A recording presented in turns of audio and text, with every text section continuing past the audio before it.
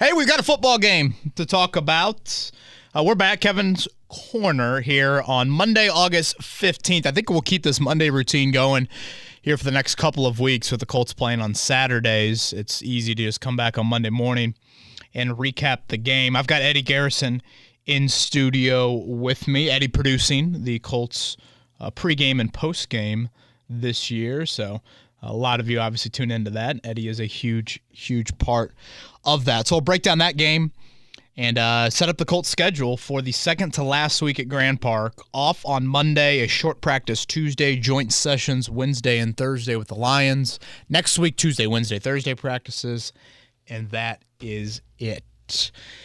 Eddie, good Monday morning to you, fresh off a move-in down in Bloomington, correct? Yeah, just moved my sister in down in IU on Sunday with my parents and my brother and my girlfriend. So I am freshly off a nice workout from yesterday. Boom. Got some nice rest, and I just have a quick question. You opened the show in or the pod, I should say, and you almost said Kevin and Query, didn't you? I did. How often does that happen? Did you catch me on that? I did. Yeah, How often does that happen?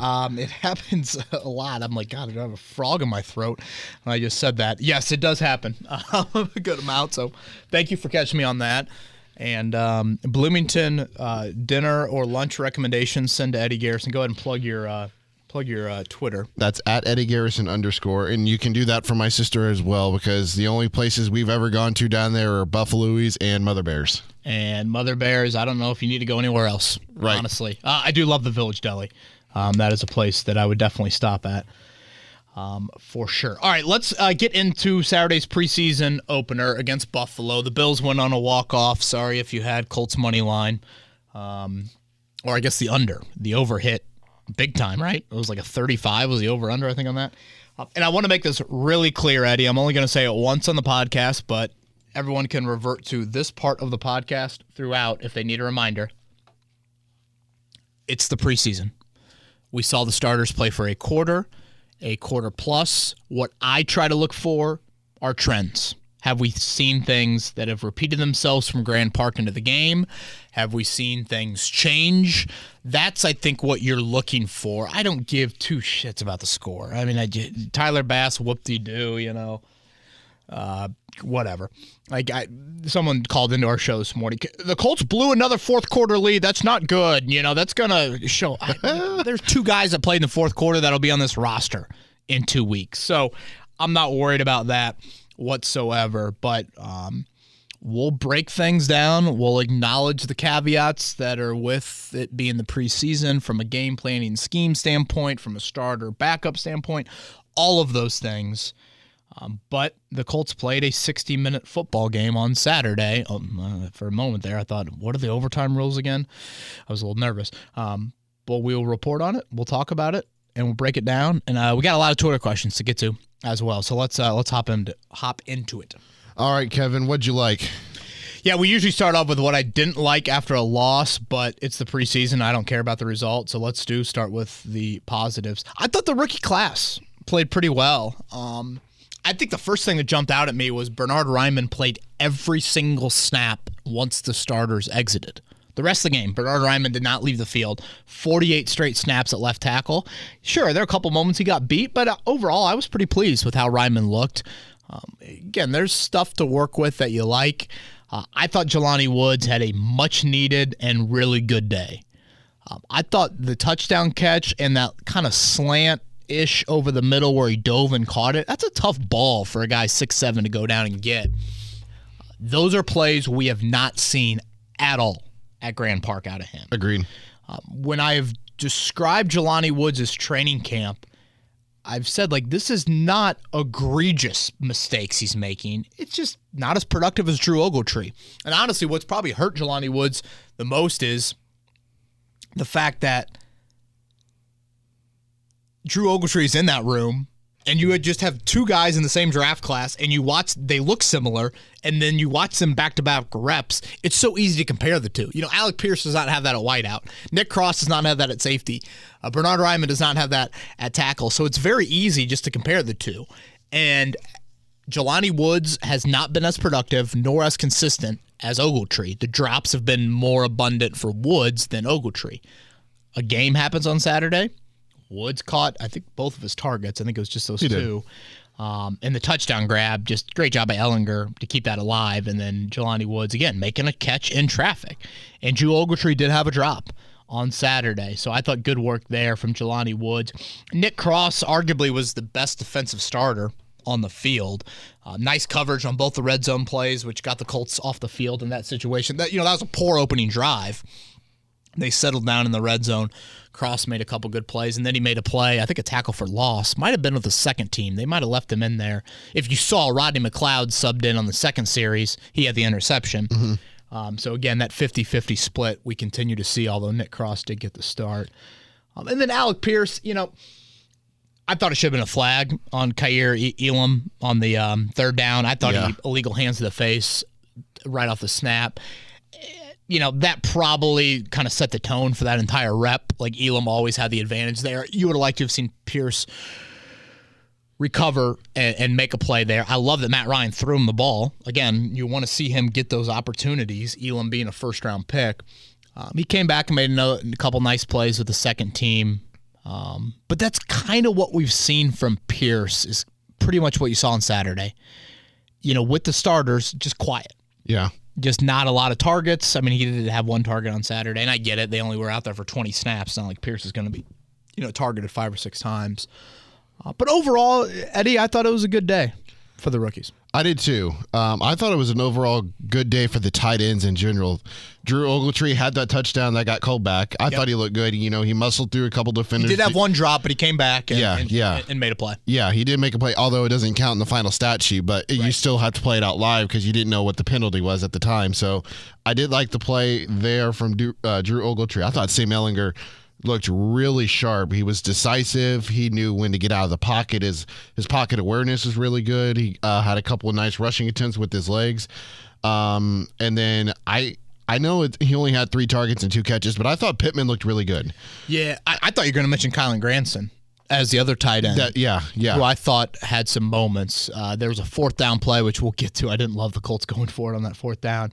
That Granson made a nice run after catch, and that's kind of what Granson can bring. He's not going to bring the 6'7" climb the ladder sort of thing. He can bring something a little post catch with a linebacker on him. Right. And I think Granson's had a really nice last 7 days. Maybe a little bit longer. Maybe I should go kind of the last 10 days. But I thought Granson played well. So, yeah, the tight ends, for as unproven as they are and all of that, again, Ogletree a little up and down, but Woods and Granson, I thought, had really good days. The other group that I'll label in the what I like category is you do love to see the defense taking the ball away like they did. Now, did Buffalo gift them a couple? Sure. But without Shaquille Leonard, I think you're just naturally curious, do you still have that turnover mindset? Do you still have that big kind of, we're going to go get the football mindset? And they did a nice job with that. Again, the opening drive, a little undisciplined, a little shaky. It just kind of looked like a first drive of just a bunch of antsy dudes out there that are looking to make a play. But then they settled down in the red zone. Obviously, defensively, you have to acknowledge the Colts had 10 starters out there. Buffalo had 0 starters out there. So I would hope the defense would control it like they did. Again, shaky start, but I thought, led by Nick Cross, they did a good job of finishing drives and making some plays. The D-line, I think, was only 9 snaps for the starting D-line. Linebackers and DBs played a little bit longer there. But I thought just, whether it was an Isaiah Rodgers pick, was it Sterling Weatherford had the pick in the second half as well. Yeah. They better have given that forced fumble to Bobby Okereke. He forced it. Julian Blackmon was just a hair late on that. They gave it to Julian. Did they? I saw and Klein that in had the interview. other. And then Cameron Klein, who's a guy that we've talked about as a guy that's flashed a little bit. 92. He's not a speed rusher. He made a really nice move coming off their backup right tackle, and was able to get a strip sack there. So, I do think turnovers can kind of come and go, but I thought it was important just to kind of, cement that mindset and continue, try and continue that trend moving forward here into 2022. I thought the linebackers in general played well. Sterling Weatherford, Skalski, Okereke, Zaire Franklin. I thought they all played well. with Shaq Leonard out of the game. I thought there was a couple guys that proved themselves. I think Sterling Weatherford is trying to make that case to make that roster. I don't know if he's on your final 53, but yeah. He's somebody that, could make it because he plays special teams. Same with Skalski. So those are two guys that I liked. I thought Curtis Brooks had some really nice get off the line of scrimmage moments. Yeah, he did. He did have a couple of those. And I know Chris Ballard loves to look at that kind of stuff. So that's kind of where my eyes were in some of the action I was able to see. Yeah, JoJo Doman, I'll throw in there. He's a guy I put on the 53-man roster throughout, number 57. I think you could have room for another undrafted linebacker. And that would be Weatherford or Skalski or, Forrest Ryan's been a little banged up. The guy who I thought flashed on special teams was 43 Trevor Denbo. Undrafted, I think SMU, so Jim Irsay loves him, the SMU connection there. But yeah, I thought he made a couple plays. And, when you think about special teams, Eddie, we probably don't think of it top of mind. No George Odom, no Matt Adams, no Jordan Glasgow. If Ashton Doolin is needed to play a bigger role on offense, you might have to limit his special teams reps. So I think finding some core special teamers is something to keep an eye on. All right, what did I throw at you for what I didn't like? What was my first thing there? Starting offense. Yeah, I thought super blah, which I think I tweeted that, and Shaquille Leonard was quick to fire one back at me there. So good to see Shaquille alive and well on Second Twitter time you there. got dunked on, man. Well, Quentin Nelson last week, and again, I'm thinking to Shaquille, I'm like, I'm pretty sure I don't think I got dunked on. Was the offense not blah, man? Anyways, 4 drives for the offense, 2 first downs. And Eddie, insert caveat here of what I said 10 minutes ago about the preseason. But if I'm evaluating the first-team Colts offense against the second-team Bills defense, it was a pretty pitiful performance out of the starting offense. Obviously, no game plan, no scheme. I don't need to repeat myself throughout the podcast. But I think in general, you would just like to see your Pro Bowlers control the line of scrimmage. That didn't happen. I mean, you had 3 penalties up front. Hines, some of it's Hines' running style, but it's not like you established the ground game. Like, they had a 3rd and goal to 2. Your 1 offensive line against their 2 defensive line, pound it in. That should be just, you move guys on the D line and you're able to get in. You don't get in, then you get in a 4th and goal situation. Again, you should win, and Braden Smith false start. Yeah. Again, first quarter preseason rust, whatever. But those are guys that you need to rely on, and they got beat by the Bills' second teamers. I thought Matt Ryan was on target. The 10 pass attempts, I felt like he threw catchable balls, a lot of them, if not all of them, frankly. But the continued worry is there about your wide receivers and just creating separation. And obviously you're not scheming things up to get them open from crossers and mesh and stacks and those sorts of things. But the worry I think we've had for a long, long time is, do you have enough individual talent to make plays in that room? And I don't know if you do, because as much as the Colts weren't scheming or game planning, neither were the Bills. And I feel like we kind of forget about that. It's like, when good things happen in the preseason, it's great. When bad things happen, we just insert excuse after the bad thing. Like, good things can be really good and bad things can be really bad. Yeah. And I think as much as we sit here and say, well, the Colts didn't scheme things up, if you're playing the Bills week 1, they're going to put Tre'Davious White and have safety over the top of wherever Michael Pittman goes. Defenses are going to scheme to take away Pittman. And I think that is the concern for me moving forward, is just the trend we've seen with wideout. Unproven was the name of the game with wideout in the offseason. You get into training camp, when the full pads come on, the passing offense regresses. We see drops. The timing isn't there. And then on Saturday, when you would like your individual talent to win, your first and second round picks, Pittman, Pierce, Campbell, you'd like for them to win against the Bills' backups. They do not win in those situations. So, yes, first quarter of the preseason, but nothing I've seen from the wideouts in camp and now one game into the preseason makes me think any better about the group than I have throughout this offseason. And your presumptive starter at tight end, Mo Alley Cox, didn't have a single target. Mo didn't have one single target. You had Pittman, he received 3. Pierce received 3. Paris got 2. QT got 1. Doolin got 1. A bunch of randos got the rest. Hines got 2. Yeah, I'm trying to think. Granson had a catch with Matt Ryan. And, Campbell had the drop on third down. Why didn't we get more replays, by the way? I'm like, hello, can I get some replays here? Like the fourth down ball that Ryan threw on the Bills sideline. To Paris? Yeah, I'm like, did Paris get his hands on that? I would like to have seen another look at that one. Mayte said on the radio call that was because he didn't have enough feet down. He said he caught it, but he didn't get a second foot down. Okay. Well, again, would have loved to have seen that. Obviously, Matt Taylor in the building, which helps things out there. I think something to keep an eye on now, Eddie, moving forward, as wideout-wise, is the timeline. You're not going to play your starters this Saturday against the Lions. The joint practices are going to be huge. I mean, people keep on saying that, Wednesday and Thursday. Let's say your wideouts look poor in the joint practices. Do you make a move then? I mean, I get it. The guys out there are not very promising. Mm-hmm. Welcome to reality of mid-August acquisitions. And that, I think, is the issue that I've had all year long, is that the opportunity to try and bolster that position, the best opportunity to do that is back in the spring. Now you're getting the scraps of the scraps, or veterans that are very picky in what they want this time of year. Did you catch Cole Beasley's comments on Twitter? Well, boy, Cole Beasley on Twitter can be interesting. He said something about which team should I go to win a Super Bowl? And somebody replied and said Colts. He said, I would, but they haven't reached out. Interesting. Cole Beasley related, obviously a very good slot wideout. If Chris Ballard had an issue with, I don't know if Chris Ballard or the Colts organization still has issues with players and vaccination statuses, but wasn't Cole Beasley pretty outspoken? Yes. Against that last season? Yeah. Again, I don't think they should. That should matter, but that's just me speaking here. Cole Beasley, Emmanuel Sanders, Will Fuller, T.Y. Hilton. Yeah, I mean, you can pick holes into any of those four guys. Yeah. Certainly.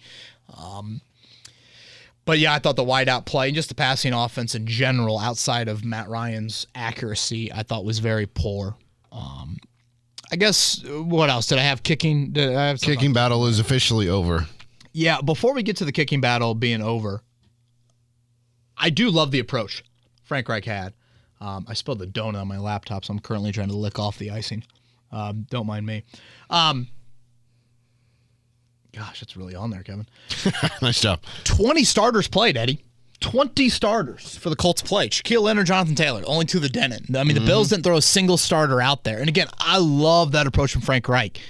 Leaving that starting offense there into the second quarter, you can't tell me that's because he wasn't a little unhappy with what he saw those first three drives out of the offense. You had 4 drives with the offense, and you got 2 first downs.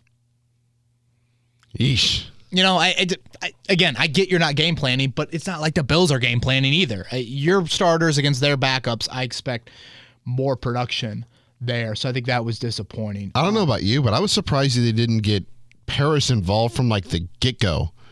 Like Casey Valley and I were talking during the game. It's like, I'm really surprised they didn't try and get Paris the ball early in the game. Yeah, he had the 2 targets, right? The third and the fourth down. Yeah, and that was it.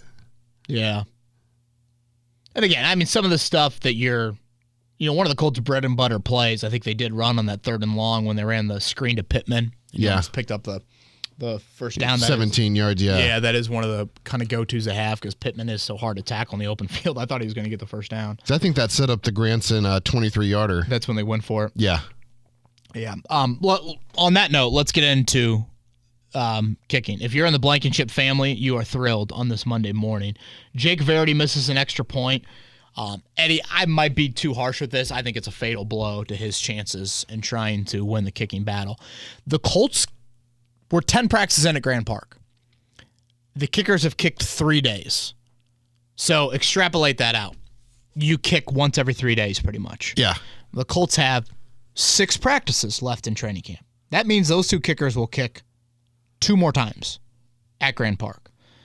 You have 2 preseason games left. So 2 plus 2, 2 practices, 2 games. That would leave 4 times for the kickers to go head-to-head. Way to use that IU degree. Thank you. I appreciate that. To go head-to-head the rest of the offseason before final cuts. And I thought coming into camp, Verity would have to outkick Blankenship probably 4 to 5 times for him to win the battle. I think he's outkicked him once, and Blankenship has outkicked him twice, including a game, which carries more weight, and that would be Verity missing the extra point. So I say all of that to say Hot Rod will keep his job in this battle. I think the kicking battle is over for these two guys. Now the question becomes, do you get too late in August? Do you scour the waiver wire for any other kicker out there? Mm-hmm. And again, I said this on our morning show today. If I knew the 31 other kicking situations in the league, I don't think Maddie would be married to me much longer. So I'm not going to pretend to know. But, is the backup to Justin Tucker or Matt Gay or Matt Prater or insert other good kickers in the league, Daniel Carlson, are the backups to those kickers, Harrison Bucker, are those guys good? Do they even have backups? I mean, Tyler Bass kicked the whole game, I think, for Buffalo. So that's where I think you would look into potentially adding another kicker. Now, I brought up the fourth downs earlier. I don't get this line of thinking. I went through the box score and double-checked this today, Eddie. The Colts in the second quarter, and just to refresh everybody, the Colts' plan with their kickers entering this game was Hot Rod to kick in the first half, Verity to kick in the second half. That's how they approached it. In the first half, second quarter, you had a 4th and 8 and a 4th and 1, both from the 38-yard line. The Colts get into that situation, and I'm thinking, whoa, this is beautiful. A 4th down from the 38. It used to be you would take the yard line number, you add 17 yards. I feel like now you add 18 yards with most NFL kickers. So I'm doing the math in my head. I'm like 38 plus 18, again, IU degree on display here, 56 yards. I'm like, this is gold. These are opportunities you can't script. It's beautiful when you encounter one. Trot out Hot Rod and get your live kicking operation at a distance that Hot Rod has questions on. Yep. And lo and behold, Frank Reich, the old riverboat gambler, he goes for it the first time on 4th down from the 38-yard line, and then he does it again. Why do I need to see Nick Foles and the second-team offense go for it on 2 4th downs? Did Foles really go for it on 4th? I thought it was Matt Ryan both times. Let me double check. I looked it up this morning. All right, second quarter here, 4th and 1. I got Philip Lindsay up the gut for 4 yards. Okay. And that was at 8 minutes to go in the second quarter. And then I've got 4th and 8 with 2:24 to go in the second quarter. And I've got Nick Foles to Kylan Granson. Okay. I couldn't remember. Ryan went for it on 4th downs, but those aren't the ones that I'm specifically talking about. Right. The Paris Campbell one was at the 49-yard line. And, of course, the other 4th down is when you kick the field goal early on, Blankenship from 24. The other 4th down was from Buffalo's 43. That would have been a 61-yarder. I'm not going to get too crazy with the whole kicking thing. But I'm just thinking to myself, here we go, 56 yards. This is perfect. And it's preseason. What the hell? Yeah, I don't get it at all. And again, you can look at it glass half full. You can look at it and say, okay, let's trot Hot Rod out there. If he makes that is great for his confidence. You think about Hot Rod, 56-yarder outdoors in a stadium in which he missed probably the biggest kick in his NFL career when he missed that playoff kick off the upright. Glass half empty, of course, would be if he misses it. That's not good for Hot Rod's psyche, but it gives you a better look at, all right, this is a game rep, this is a live rep. He's struggling with this. We need to continue to scour that market. So Philip Lindsay up the gut on 4th and 1. Right. Whoop-de-doo. I can see that. I don't understand that line of thinking there with the kicker battle. I'm probably getting too deep into the weeds with this, but I think kicking really matters in the NFL. I think long-distance kicking is an extreme weapon that if you've got it, it can be huge. Look at the AFC representative in the Super Bowl last season. Yeah. For that. And, I guess the only explanation I can think of is a couple of those backup guys like Ryman and like Pinter, they could see some time at least some point this season with the ones. So you put them in that kind of situation. He's like, hey. Sure, but it's like at the same time. I mean, Ryman played 48 snaps. Right. 4th and 1 run. But, yeah, it's a nice thing. But, when Eddie, you've been out to Grand Park. Yeah. when they kick, it's not fully live. Nope. You know, when you are doing the run blocking, doing the pass blocking, that's live. I mean, that's really live. Yeah. The kicking is not truly live. The full operation of, Rhodes to Sanchez, the hold, you've got, 8 guys in front of you blocking. They've got 11 guys trying to rush you as well. You get that in a game. And again, outdoors. Yeah. So I don't understand that. Great for Hot Rod. That's one of those things, if I was Blankenship, I probably would have not had my helmet near me. So if they would have yelled for me, I'd be like, "Oh, geez, don't have my helmet." Sorry, I don't. Verity, have you seen my helmet? Pull a Paul crew. And Verity's probably like, "Your helmet is right here. I'm handing this to you. I need you to miss this kick." But nonetheless, we've talked a lot about kicking, and we probably should move on. I guess the one thing I want to say as we wrap this up before Twitter questions is I can't officially say it's over because you never know, an injury can happen again. Right. And then you never know. Hot Rod could go out there and on Saturday against Detroit and he missed 3, and then Verity goes out there and nails all 4 if he gets 4 opportunities. So it's going to take something that drastic, right? In my opinion, for this to get. I think we'll go to Grand Park tomorrow, and Eddie, 10 practices in, 1 preseason game in.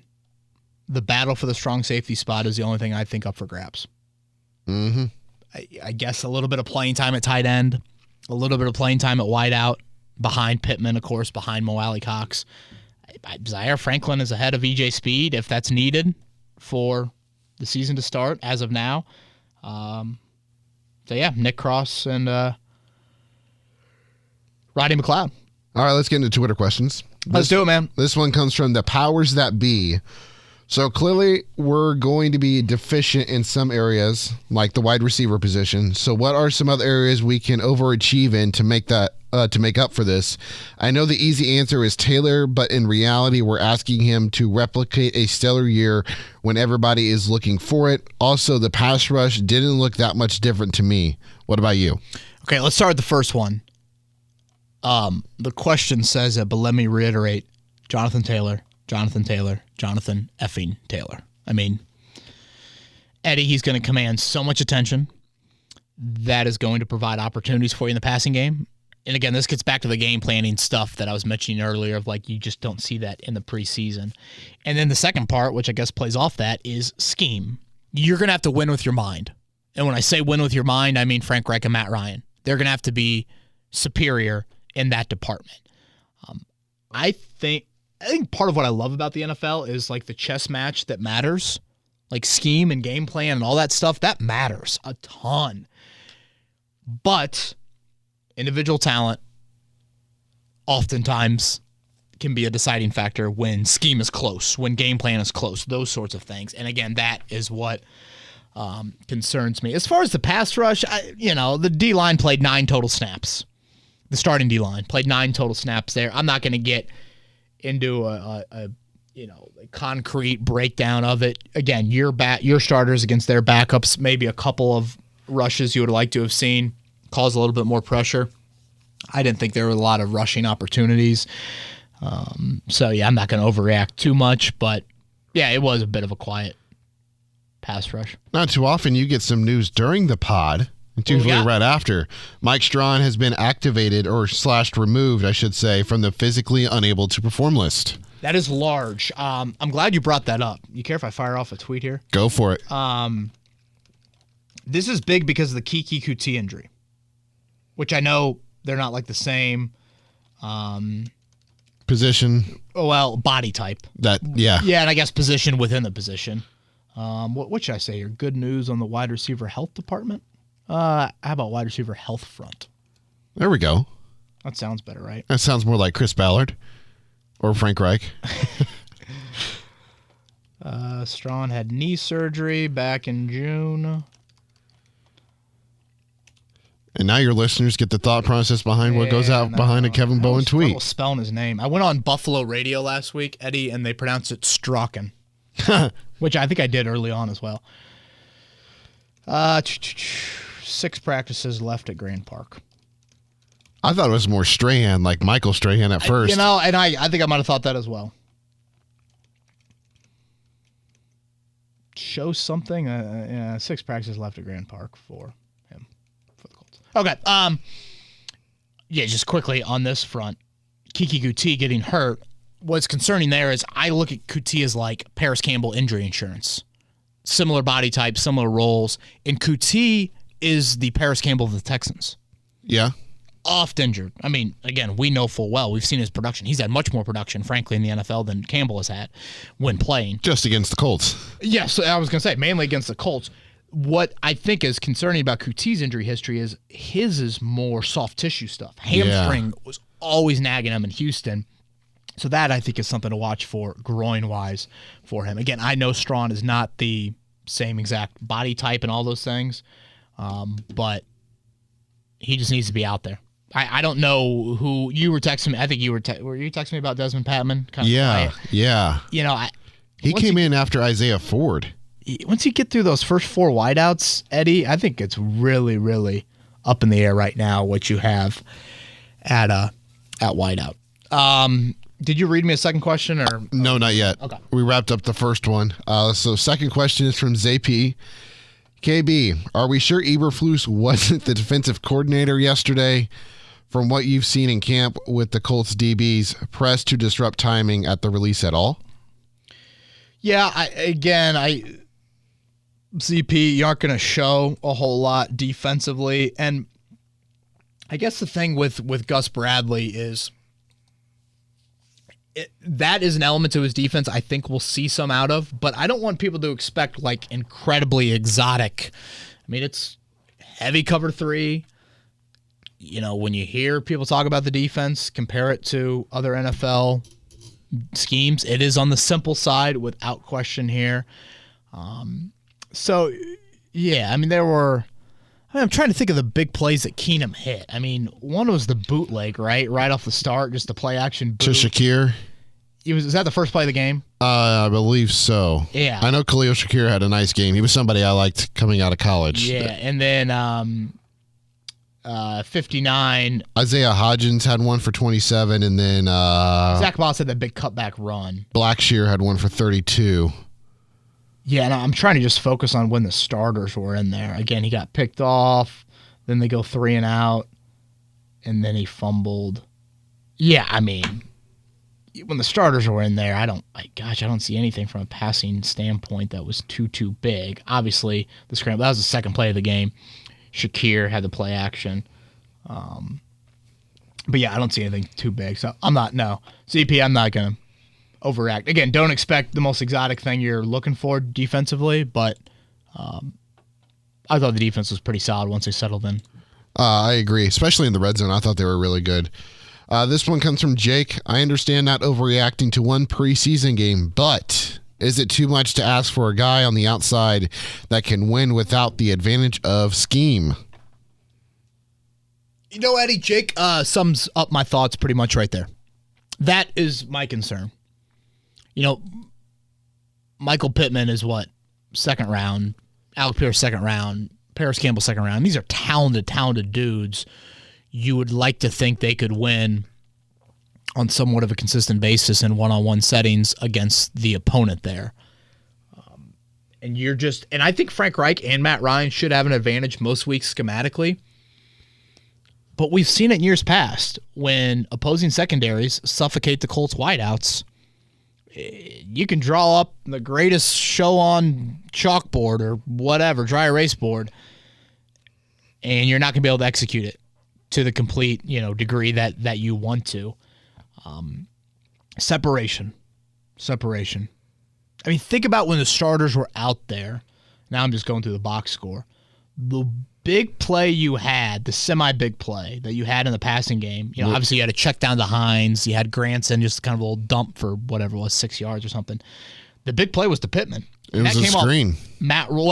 Yes. I guess 2 big plays to Pittman. One was a screen. The other one was kind of when Matt Ryan, kept the play alive a little bit within the pocket, and Pittman kind of broke off, and you're able to catch it a little bit after or a little bit off script, frankly, there. So, yeah, just winning one-on-ones, an obvious issue right now. And, Frank Reich admitted as much yesterday of that is something we need to continue to work on, is just the physicality with press coverage. The Colts struggle. I agree. Next question is from Gordon. Huge fan of your stuff. Thank you, Gordon. Appreciate that. Huge Colts fan from Philly. Wow. That's a pretty bold statement to me. At least, hopefully, people in Philly don't see that. Well, morning with Carson Wentz. Maybe you all can do it together. Couple of questions. Do you think Matt Pryor is going to cut it at left tackle? So I'll let you answer that one first, and I'll give you the next one. Yeah, I mean, I know Pryor gave up the sack. Was the holding penalty on the sack? Yes. Yeah, that was a bad look. If you're gonna screw up, just screw up a whole lot. I guess on one play. I'm anxious to see Pryor this weekend. I think, or this week. I think a little bit more of a power rush. Speed rush guys are something that I feel like there are some questions about as well. So just seeing variety of rushers, I think is important for him to get. Define cut it. I probably need to see a little bit more. Do I think he can be serviceable? Yeah, sure. But again, serviceable with a little bit more of a statute quarterback. If you're not winning outside, does serviceable all of a sudden get exposed a little bit more than a quick rhythm QB that's, have wideouts that can win on a routine basis? I do think Pryor in the run game is pretty good. Gordon says that he sees him and just doesn't feel like he will be good enough. The next question he has is about Jelani Woods, and he said he looks like he could develop into something solid and reliable. How has he been at camp so far? Thank you. Yeah, and appreciate the questions, Gordon. As I was mentioning earlier with Woods, it's not been like, he's lost and there's pre-snap issues and people are yelling at him constantly. He hasn't been targeted too much, and there's been some drops. But Saturday was huge for him. Saturday was such an important day for him. I thought both catches were contested. The diving grab, him going to the ground, and then the ball in the end zone that Ellinger threw up to him. Really good for Mr. Woods. Gary's question is, hey, Kevin, appreciate the content as always. Maybe this is hard to evaluate at this stage of camp, but haven't heard much about Quentin and who I consider a top 5 on the Colts roster. What say you?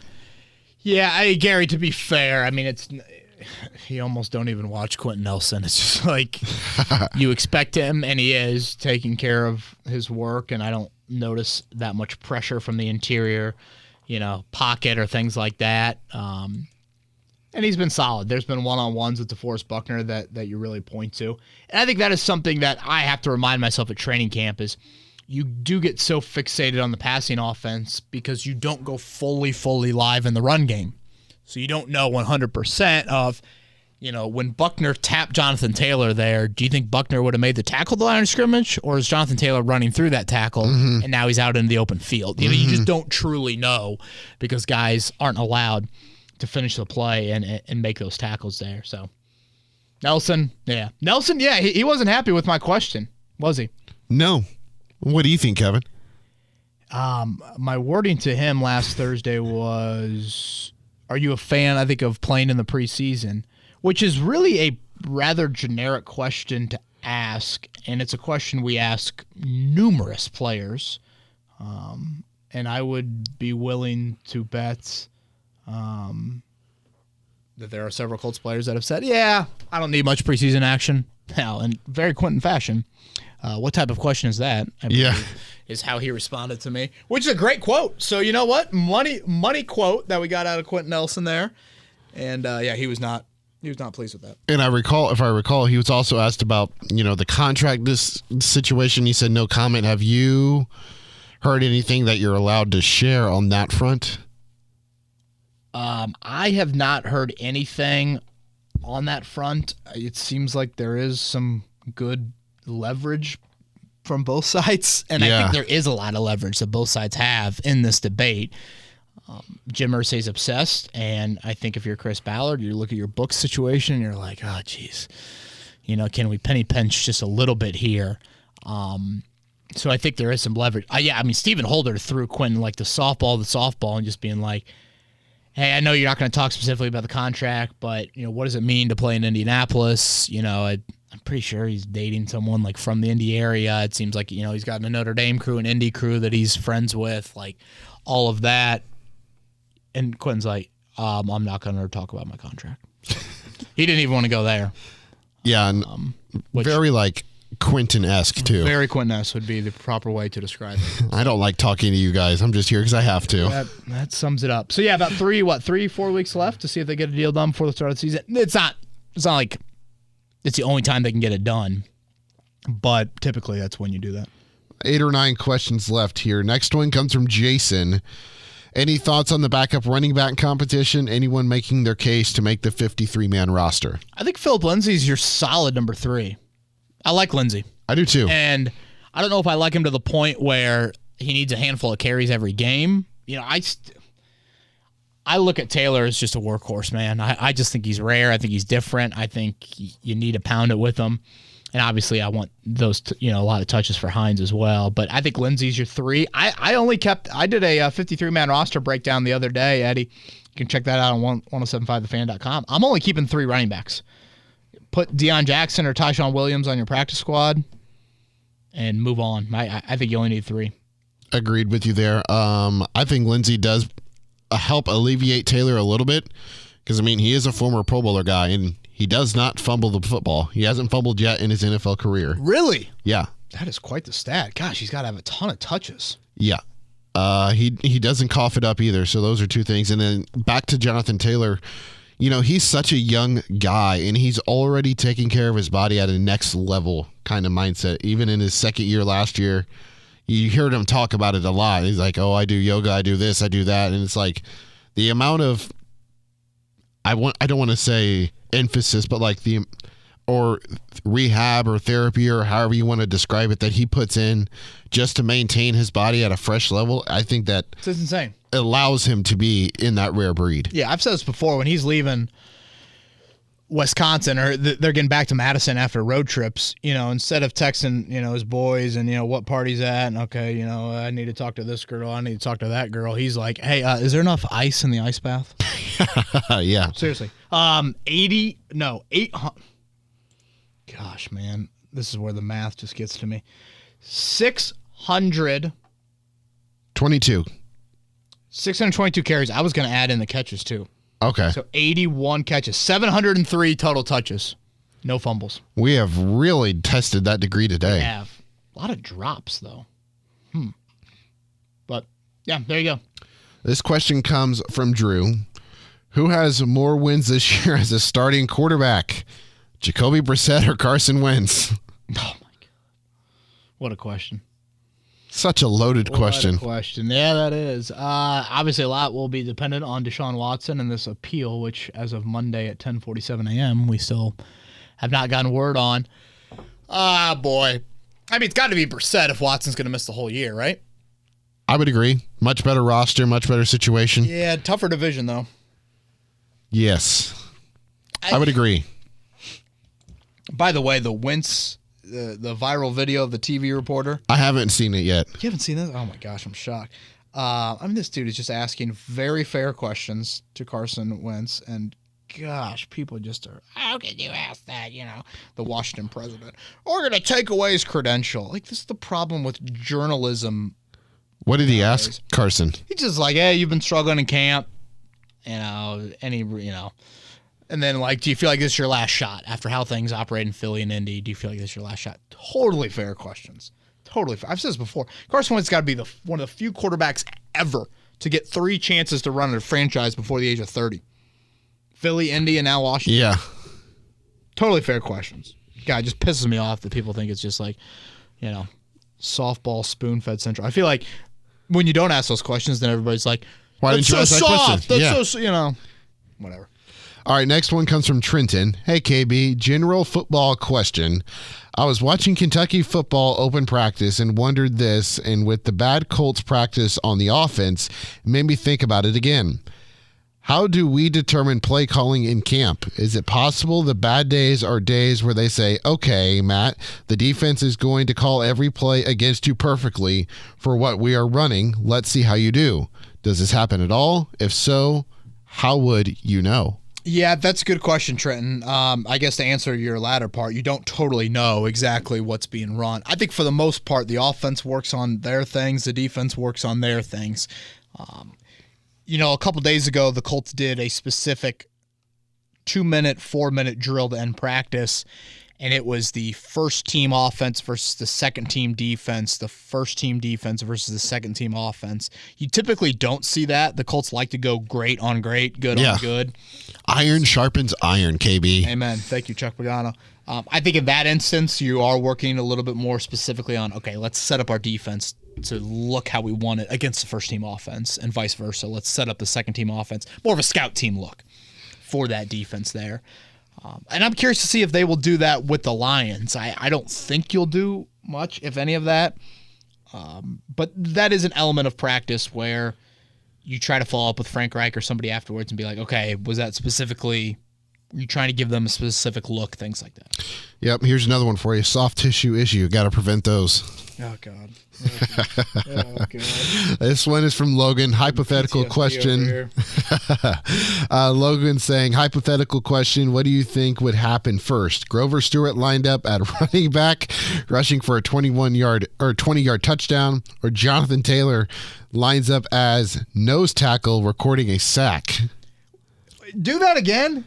That's some creative, right? That's some creativity and a nice job, this Logan. Is outstanding. One more time on that. What do you think would happen first? Grover Stewart lined up at running back and rushed for a 20-yard touchdown, or Jonathan Taylor lined up as nose tackle or defensive tackle and recorded a sack? Man, I love this so much, and I want it to be Grover so bad. Just rumbling, stumbling. Grover's an athlete, dude. Big Grove. Grover can move. God, such a great Southern draw. You know what? I think, as much as I hate to say it because I want it to be Grover, it's the sack one. Sacks can be fluky.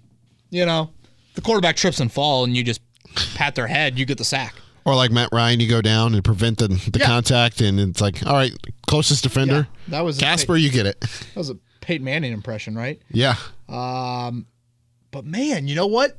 You would think, Eddie, if you think about this, better chance of like which guy to play the other position, though. There's a better chance of a D lineman lining up at fullback in a game than there is the running back lining up at nose tackle. There's no chance of that. So, Logan, I'm talking out of both sides of my mouth. I just know this. I want the Grover Stewart one, and I want it now. I would have to say the Jonathan Taylor. I think he's quick enough to get under the arms of an offensive lineman to where he could get to the quarterback easier, but that's just how I was thinking. And yeah, you know what? If he gets in there quick and then trips up the QB, boom. Yeah. Maybe we just found out figured out how to maximize Jonathan Taylor. Randall, no one is talking about interior defensive line depth. We drafted 2 guys on the interior. Also, Dio is likely going to play interior more often than not. What's the rotation look like right now? How does it project going forward? Losing Stallworth may be an overlooked happenstance that could affect the way that we could run. People caught up in the big name edition, but I'm mildly concerned with the role players stepping up and who those guys might be. You know, Randall, hat tip to you because this is a position battle that Chris Ballard has his eye on. Ask Chris Ballard on the opening day of camp, what position battles are you watching? He mentioned left tackle, and he mentioned strong safety. And the third one he threw in there was defensive tackle interior depth, which I was like, a defensive line interior depth is what I should say. I mean, you saw how much the Colts rotated on Saturday. They want to rotate 8 guys in there. And Taylor Stallworth was a really nice player for them.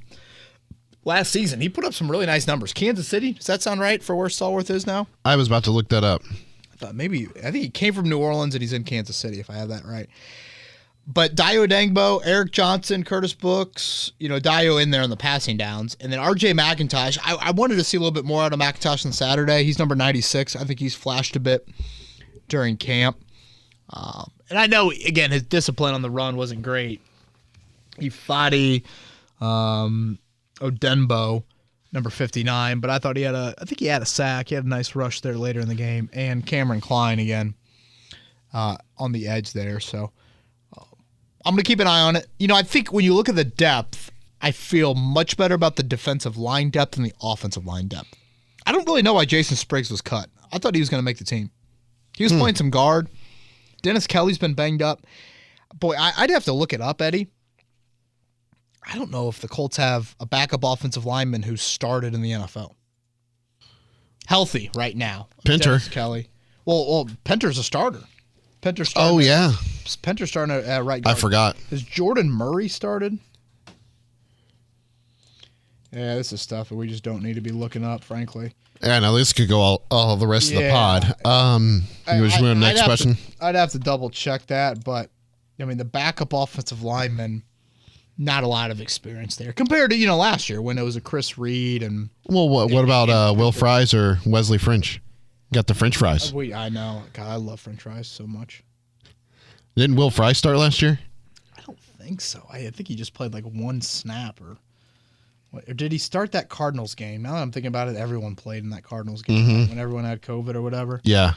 For some reason, I feel like someone got hurt and then he went in that game. Yeah, he didn't start. Interesting. That's a nice little nugget that we just found there. Yeah. Could be wrong on that, but who knows? All right, the next one comes from Brian. I don't know if this interview is in reference to when Chris Ballard went on with Dan Dockich last week. I think it is. But he said this is his takeaway from the Ballard interview. He was getting a little frustrated by some of the questions and specifically towards the end. This could be with us. We had Ballard on a couple That's true. ago, and we put it on the podcast. So Brian might be referencing Ballard on Kevin Query as well. Okay. It could be either one here. You're on the hot seat when you get frustrated by being asked if you are on the hot seat. We'll love to hear your thoughts on the pod. Would have loved to hear why the locker room had problems last year, especially since he is all about locker room guys. Yeah, I don't think he loved just like kind of staying on the same topic, those sorts of questions. Jake certainly pressed him late on your expectations for this season specifically. Yeah, that would make more sense. And he didn't love that. One thing I would disagree with him on, and this gets back into a debate we've had about starters and playing in the preseason, is the slow starts to seasons being so much quarterback-centric. Is that playing a part of it? Obviously, the revolving door quarterbacks. Yes, it is. Eddie, I'm going to try and find these numbers for you because I don't think I said them on last week's podcast. I mentioned them a little bit on our morning show. If you look at the slow starts, and again, not just week one base, I think to seasons as well, it extends much more outside of just offensively. If you look at the defensive rankings, and I decided to divide them up into months, the defensive rankings of the Colts in September, October, November, December in the Ballard era, 22nd in points allowed in September. That ranking rises to 16th in October, 13th in November, 7th in December. So it's not like you are a bad defensive output all year long. You're average to better than average in the back half of the year, but you have a slow start in September. If you look at the record's even a bigger contrast. You're 29th in record in the month of September in the Ballard era. October, you're 12th. November, you're 9th. December, you drop back to 17th. But basically, it's like, what I'm trying to figure out is the why behind all this, Eddie. Why does this team, on both sides of the ball, as those stats are pointed out, play poorly in September and then get progressively better? It's a good question. So, when I think about the why,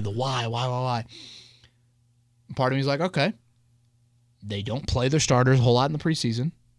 Change things up, play them a little bit. And again, Frank Reich clearly is all in on this. At least he was on Saturday. It doesn't sound like he will be this Saturday. But he was. I mean, he played those 20 starters a lot. Yeah. I like it. You're trying to do something differently. You're trying to change the script of that, of like, okay, can you get to the point where you play better ball earlier in the year and then you just sustain it a little bit more? And who knows, maybe you'll have a dip at the end of the year if you overexert yourself. But I think it's a smart thing to try and explore, and I credit the Colts for not being stubborn in this area. I think it's even more a little critical for the starters to play in the preseason because you have that week off between preseason game 3 and week 1. So I don't know, it's like a bye week essentially you get from the preseason to the regular season. So you don't have that, that straight transition from preseason to week 1. So I think it's a little more important for those guys to get an extra couple reps or an extra couple snaps for the starters in the preseason because you have that extra week of rest. It's interesting you say that. The preseason finale is August 27th. That's a week from Saturday. your regular season opener September 11th. So that is 15 days in between those two games. I tend to think your line of thinking, Eddie, with that thought process. I've heard people counter and say, don't play the starters in the final preseason game because they don't play again for 15 days and you can't sustain whatever momentum or whatever you create. I can listen to both sides of it, and I'm not acting like this is gospel, but I think it's something that is smart to explore. I look at it like this. The fact that you played your starters 20 offensive snaps, I believe, and defensively is a little bit less than that. The fact that you played them 3-4 series in that game, now you have some takeaways and say, maybe your sense of urgency with the offensive line ramps up a little bit this week in the joint practices because they didn't play as great. Maybe your sense of urgency with the receivers, not that I needed to see Saturday, but maybe that ramps up. And those are the things that I think are important. If you can create more urgency on guys, if you can, shift your focus maybe to some other position groups, tight ends, maybe they needed a jolt of confidence. Maybe they got a little bit of that on Saturday. Those are the things I think you point to and can be critical to addressing earlier, building confidence earlier, and just try and get off to a better start. We had Joe Wrights on our morning show, who obviously, Eddie, you were working with on Saturday. For those that don't know, love Joe. Joe Wrights, former Colt, is on the radio analyst side of things during the preseason with Rick Venturi sliding in the TV booth. It's Matt Taylor, Joe Wrights, and Jeffrey Gorman on the radio call. Joe does an incredible job and is a terrific human being. Joe and I disagreed on this. Joe talked about, you can kind of get into the season and maybe you get to week 3, week 4, and if, wideout's still a problem, then you go out and make a move. Eddie, this team missed the playoffs by 1 game last year. Yep. This team missed winning the division by 1 game a few years ago. Games are precious. Time is precious in the NFL. You look at those first 2 games, you need those in your back pocket. Because week 3, 4, and 5, it's Kansas City, Tennessee, and Denver. Denver on a short week. I'd like to try and get answers in August if I can. Get a little bit more intel into my football team in August and not have, this isn't 162 games in baseball or 82 games in the NBA where you can make up for it. If you get behind the 8 ball again, it might be too much to sneak out of. So I've gotten on a little bit of a, especially when you consider the opponents in the first couple weeks of the season. 8-point favorite week 1, the biggest of anybody in the NFL, and that is a road favorite. And I would scoop that up with the Houston Texans. You are taking the Texans there. Did I see Marlon Mack was doing a kick return? I don't know. I didn't get to see much football this weekend. Yeah, you're busy huffing and puffing your way up the up the steps. We just did Brian, right? Yeah. So let's go to Randall. Different Randall, I hope. If not, we get 2 Randall questions in one pod. Randall, you should be very happy about this. I think we got, 3 more? Yes. Cool. Including Randall. Okay. Hope you had a great summer, KB. Thank you, Randall. Same to you. Football is officially back. I was wondering what factor you think will determine who lines up opposite of Michael Pittman Jr. My thought is who can block the best and who is the best will play the most snaps. Do you judge the number 2, number 3, and number 4 receivers on snaps, targets, or production? I can see a scenario where Doolin plays more snaps, but Pierce or Campbell have more yards, but Doolin would still be my personal number 2 because he's impacting more plays, albeit more run plays, one would presume. Okay, let's stop there. I think I get where he's going with this one. Doolin, Pierce, Campbell. Let's break them all down individually, Eddie. Michael Pittman should not come off the field. He should play 90. He should play 100%, whatever, 95%, whatever's you want. Let's go with if everyone's healthy. I still think Campbell gets the second most snaps. His role would probably include the most targets because, to your point earlier, Eddie, I think when you get into game plans, you're game planning more for Campbell to get touches. Yep. Maybe a screen. Maybe those crossers, those mesh stuff that we've talked about before. The other thing that I feel like is important is Pierce. I think he gets the third most snaps, but I don't know, man. I could see Doolin pushing. I mean, clearly on Saturday, it was Pierce over Doolin. Clearly. But, I mean, there's been games where I feel like I've gone to the box score afterwards, and I'm like, Ashton Doolin played 40 offensive snaps? Yeah. Whoa. Like, that's a huge number. And this is with T.Y. and Pascal. So if I had to rank targets, I'd probably rank it Campbell, Pierce, Doolin. Doolin's got some big playability. We've seen in the NFL. We've seen in Grand Park a lot. And that's the thing that I think you're encouraged by with Pierce, is Pierce has been really quiet in the team sessions, but Pierce's game can be 1 for 40. It can be one catch for 40 yards, and he changes the game. So that's the thing I think you like about Pierce is you have the threat, and it'd be huge for this team if they could put that on tape early in the year of a big play down the field by Pierce, because now all of a sudden then corners might sit a little bit back. Then can you involve him in some other route tree stuff as well? So if I'm making a depth chart, it's probably how it looked on Saturday. Campbell, Pierce, Doolin. I would say in that order from a target standpoint as well. Wake Spike. Have a friend who claims to be a Colts fan. Claims. Okay. Anytime you start a question off with that, Eddie, I can only imagine what's following. Yet ever since Manning declined, he's turned to say never in Monday morning quarterback. He's had such insightful as, quote, we should have taken Metcalf instead of Campbell.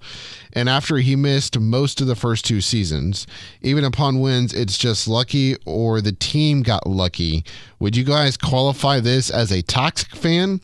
If not, what is your definition of one? I'm all for being critical, but at what point does it go over to the dark side? Nothing like. So is he gonna, you think, splice out this audio and then show it to, or make his buddy listen to it? Maybe. I love fandom. Fandom, baby. I absolutely love it.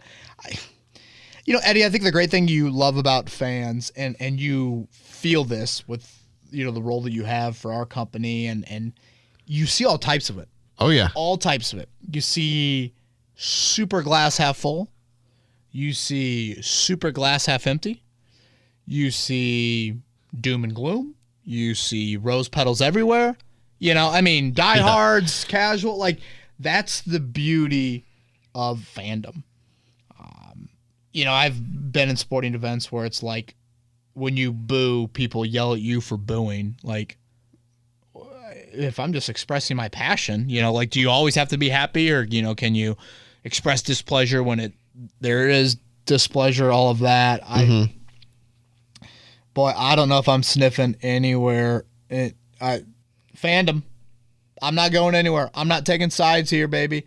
I love fandom. I bitch and moan about Notre Dame at times. I've done it. I've done it in that stadium. I've had old people yell at me. I've cussed back at them. It has not gone well. I've regretted it to a degree. But I'm a fan, baby. I'm not answering this either. And that's me.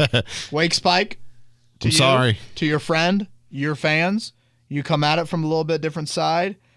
Shake hands. Move on. Buy a beer. Sit together. Get on the kiss cam. There you go. You only live once. Or partake in whatever extracurricular activities that you enjoy. Yeah, easy now. But yeah, I love fans. That's what makes it so fun. Yeah. So I understand if too negative. We try to come at it on this podcast from a very honest, unbiased point of view. That's what you get with this pod. So I'd like to think you get a little bit of everything. Hell, it's why we start off every recap game pod with what did I like, what did I not like. It's never 60 minutes of rose petals, and it's never 60 minutes of horrific football. There's some good and bad of each. We bring it to you. Well said. Last question. This one comes from Matt. Have any of your conversations with Colts mentioned a target for carries for Jonathan Taylor this year? No way they run him into the dirt like they did last year, but what does that look like? Possibility for Hines and Pittman for 100 catches this year? Genuinely curious. This is interesting, and I think some fantasy owners would be curious about this as well. I like how you stare at me as I say that. Well, I am locked into Eddie Garrison's eyes right now. They are good-looking eyes, to be fair. How sweet. Okay, Jonathan Taylor in the NFL, Eddie, 232. Those carries totals as a rookie. That obviously was a little bit of a mixed bag based off his rookie role. And then 332 last season. That was every single game last year. I forgot he had that close contact with COVID his rookie year. At Wisconsin, 299, 307, and 320. Big numbers, especially when you're playing 14, 13, and 14 games. That's a workhorse right there. That's a workhorse. I don't get the impression that they have consciously said to themselves, let's scale back on his carries in a significant way. I think naturally it should be a little bit more of a balanced offense because I think Matt Ryan will take advantage of some things in the pass game a little bit more. We've talked about the Hines usage as well. But you've got to ride him. You have got to ride him. He's your best football player, especially on the offensive side of the ball. And the fact that you give him the ball brings attention to him, and that theoretically should open up some things in the passing game as well. So I think it's over 300 again. What do you think? I think it'll be close. I think he's going to hover. I'm trying to figure out. I'll go 304. I'm trying to look at last year or his rookie year once he kind of solidified himself as the starter. I mean, what is I guess because we've added a game on the schedule. So let's do that math here.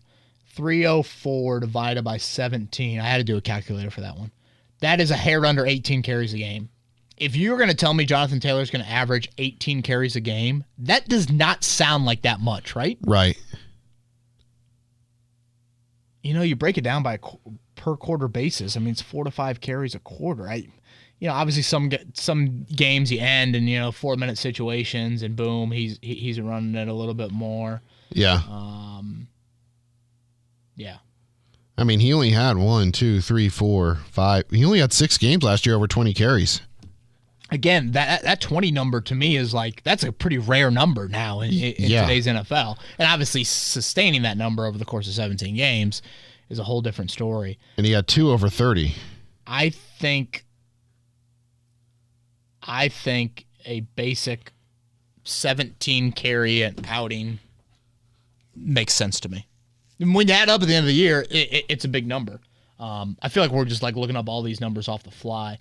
I'm going to look up one last one before we... Yeah, that's why I said he would be close to around 300. I think about 18 carries a game is where I would pencil him at because they are wanting to get Nyheim Hines involved more. And one of the main ways you do that is by passing. And you're looking for a big leap in Pittman. Hopefully you have Paris for another year. So that's another weapon I think they're going to have hopefully at their disposal that results in more pass attempts. Therefore, A plus B equals C, and C being less carries for Jonathan Taylor. This is pretty wild, Eddie, when you break it down. And I've mentioned this before about Taylor. He had 500 more rushing yards than anyone else in the NFL last year, which is just an astronomical number. His carry number is interesting. Najee Harris and him, 17 games each, 25 more carries for Jonathan Taylor than Najee Harris. Ezekiel Elliott played in 17 games. So did Jonathan Taylor. Jonathan Taylor had 95 more carries than Zeke. Played in the same amount of games.